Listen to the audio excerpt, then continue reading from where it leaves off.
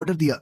उधर जैसे ही एलियंस को होश आया तो उन्होंने अपनी शक्तियों से खुद को आजाद कर लिया और सारा जैक को देखकर बहुत खुश हुई कि वो उन्हें बचाने के लिए लौट आया था। दूसरी ओर कैदियों के गायब होने का एहसास होते ही बर्क ने इमरजेंसी अलर्ट चला दिया और उधर हमारे हीरोज का ग्रुप यूएफओ की तलाश में निकल पड़ा। सेथ ने अपने लोकेटर से स्पेसशिप का रास्ता दिखाया और फिर थोड़ी देर बाद एलेक्स ने साइंटिस्ट का भेस बनाया ताकि वो बाकी एम्प्लॉइज को धोखा दे सके। एलेक्स ने वहाँ जाकर कहा कि बर्क ने कहा है कि पूरी फैसिलिटी को तुरंत खाली करो और अगर किसी ने भी ज्यादा सवाल जवाब किए तो बहुत बुरी सजा मिलेगी। अपनी बातों के दम पर उसने रास्ते में मिलने वाले सभी साइंटिस्टों को उल्लू बना दिया। उधर बर्क ने देखा कि यूएफओ के पास कोई सुरक्षा नहीं है तो वो गुस्से से भागता हुआ ग्रुप को रोकने चला गया। इसी बीच सेथ ने बिना देर किए अपना डिवाइस स्पेसशिप के स्ट्रक्चर पर लगाया और जैसे ही उसे एनर्जी मिली उसका मेन दरवाजा खुल गया। ये मंजर देखकर एलेक्स और जैक हैरान रह गए, लेकिन अंदर जाने से पहले ही बर्क और उसके गार्ड्स ने उन सबको एक बार फिर से कैद कर लिया और फिर अचानक एक फौजी से गलती से गोली चल गई, लेकिन सेथ ने अपनी ताकत का इस्तेमाल करके दुश्मनों की हर गोली को रोक दिया। घबराकर बर्क ने सैनिकों पर चिल्लाते हुए फायरिंग बंद करने को कहा।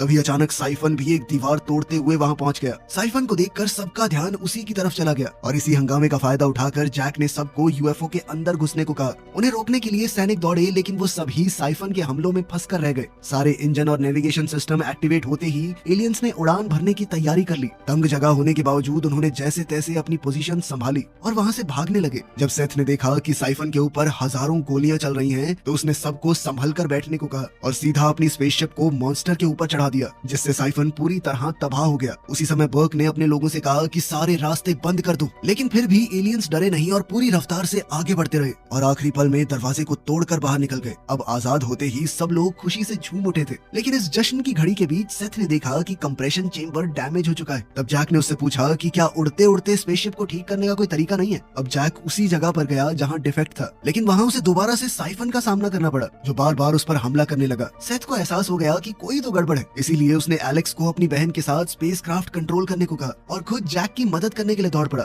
इसी लड़ाई के दौरान जैक ने मॉन्स्टर का हेलमेट खींचकर उतार दिया। तब सेथ जोर से चिल्लाया ताकि साइफन का ध्यान भटके और फिर अपनी ताकत से खुद को गायब कर लिया। फिर मौका देखकर जैक ने दुश्मन के सर पर जबरदस्त वार किया, लेकिन पलटकर साइफन ने उसे यूएफओ की एनर्जी मैट्रिक्स की तरफ उछाल दिया। अपने शिकार को खत्म करने के इरादे से मॉन्स्टर ने जैक को गर्दन से पकड़ लिया, पर तभी सेथ ने उस पर हमला कर दिया और जैसे ही सेथ फिर से गायब हुआ, जैक ने साइफन को सीधा रोशनी की किरणों की तरफ खींच लिया। अगले ही पल जैक ने पूरी ताकत से साइफन के मुंह पे मुक्का मारा और फिर एनर्जी मैट्रिक्स ने उसे पूरी तरह मिटा दिया। आखिरकार अपने दोस्त को बचाकर सेथ ने तुरंत दरवाजा बंद कर दिया, जिससे स्पेसशिप दोबारा स्टेबल हो गया। अब वो विच माउंटेन से काफी दूर पहुंच चुके थे। अब उनके बिछड़ने का वक्त आ गया था। सबने एक दूसरे को अलविदा कहा और जैक ने वादा किया कि मैं तुम्हारे साथी कुत्ते का पूरा ध्यान रखूंगा। आखिरकार वो एलियन भाई बहन अपने जहाज पर चढ़ गए और अपने ग्रह की तरफ रवाना हो गए, इस विश्वास के साथ कि एलेक्स और जैक की मदद से वो हो सकता है कि अपने पूरे प्लेनेट को